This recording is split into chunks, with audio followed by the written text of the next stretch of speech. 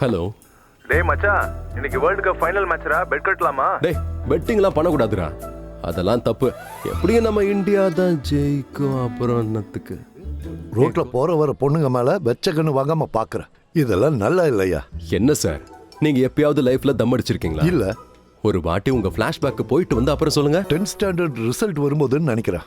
Tension சாக முடியாம செத்துடுவேன்னு நினைக்கிறப்போ என் friend ஒருத்த அவன் பிடிச்சிட்டு இருந்ததை எனக்கு கொடுத்தான். பா, கப்பு சுத்தமா தாங்க முடியல.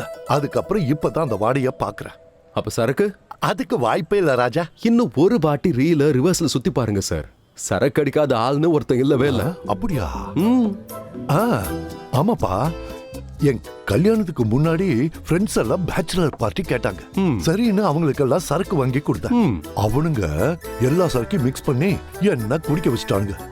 ஒரே வாந்தி நாத்தம், வாந்தி நாத்தம், அவ்வளவுதான். அந்த கருமத்தை உயிரே போனாலும் இனி தொட மாட்டேன். அப்ப பொண்ணுங்க? என் வயசுக்காவது கொஞ்சம் மரியாதை கொடுத்து பேசு தம்பி.